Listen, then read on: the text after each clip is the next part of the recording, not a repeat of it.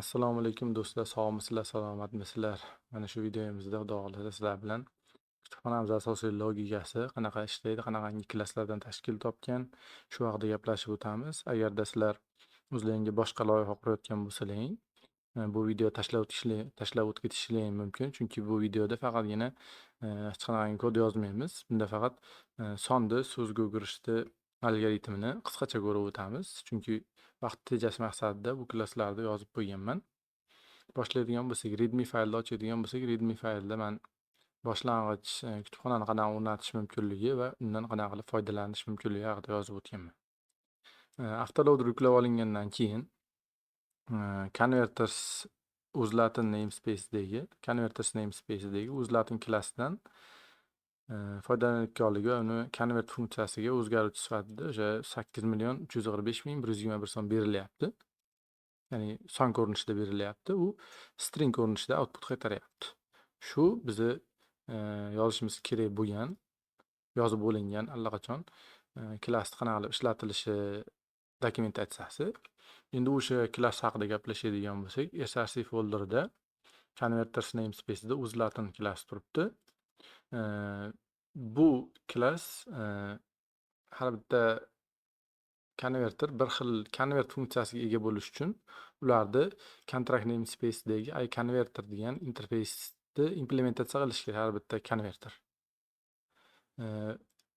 Interfeysni ichida convert degan funksiya bor, statik ko'rinishida va u number qabul qiladi, float yoki integer ko'rinishida va sunit, funit o'zgaruvchilar bor.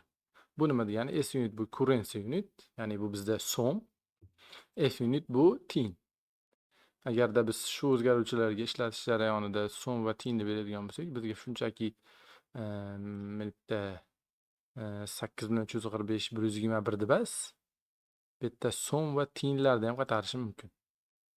Hop, o'zlatin klass haqida gaplashadigan bo'lsak, agar bitta iConverterni implementatsiya qilyapti, bitta ones, tens, hundreds arraylari bor. Ular map ko'rinishida e'lon qilingan. Ya'ni 0-indeksda bo'sh string, ya'ni hech narsa yo'qligi, 1-indeksda 1, 2-indeksda 2, 3da 3,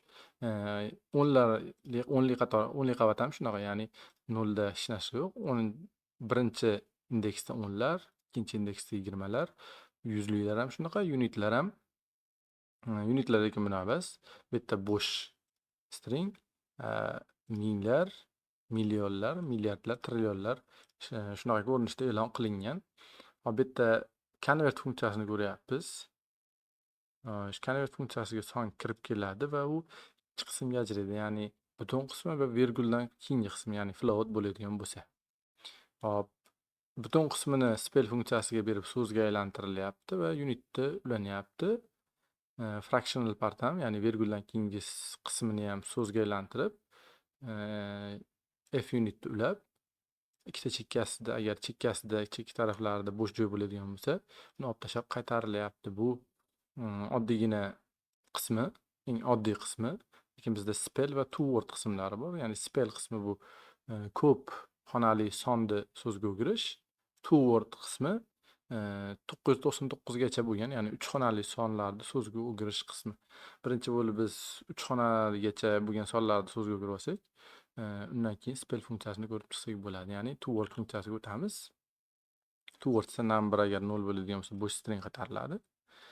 Result o'zgaruvchisi bo'sh array ko'rinishida e'lon qilinyapti va yuzlik qavatini ajratib olib, sondan, agar 100 dan katta bo'ladigan bo'lsa, 100 ga teng bo'ladigan bo'lsa, yuzlik qavatini ajratib olinyapti. Ya'ni 1da deydigan bo'lsak, hundreds mapdan, ya'ni arraydan o'sha so'zni ajratib olib, resultga qo'shilyapti. Va o'sha yuzlik qavatini tashlab yuborilgan bitta 100 ga bo'lib qoldig'ini olib, 10lik qavati ham, 1lik qavatlar ham xuddi shu ko'rinishda qilingan. Oxirida bu arrayni, result arrayni bo'sh string bilan ulab qaytarib yuborilgan. Ya'ni shu two words funksiyasi 3 xonagacha bo'lgan so'zlarni songa o'giradi. Bitta keyingi funksiyamiz spell funksiyasi. Spell funksiyasi katta sonlarni so'zga o'girishga xizmat qiladi. Bitta int ko'rinishida faqat.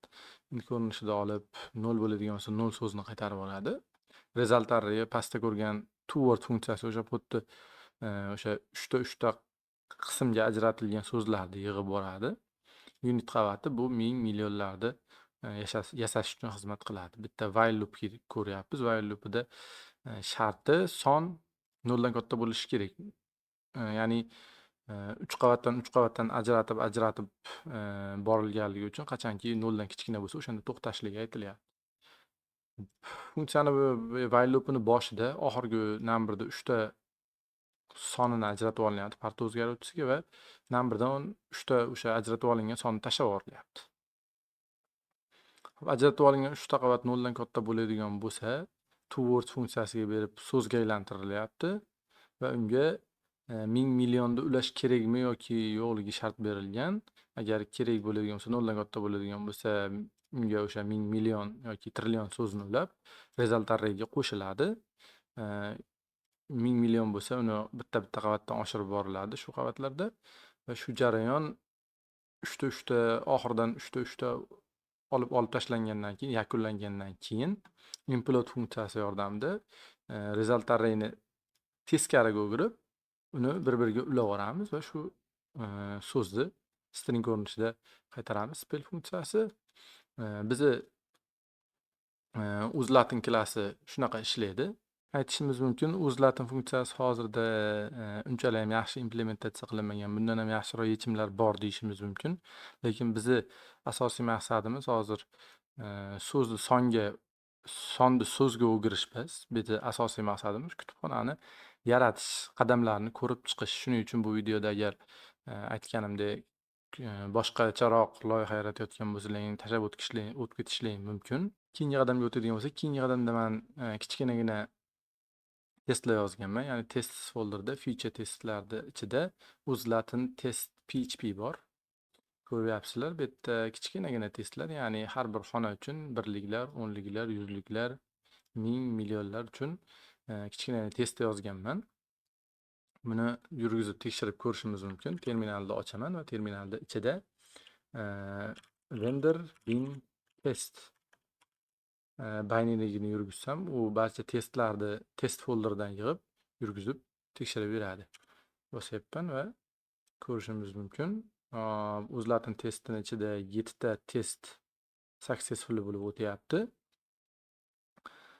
Bugungi videomizda shular. Sizlarga yoqdi degan umiddaman. Keyingi videolarda ko'rishguncha sog' bo'linglar, salomat bo'linglar.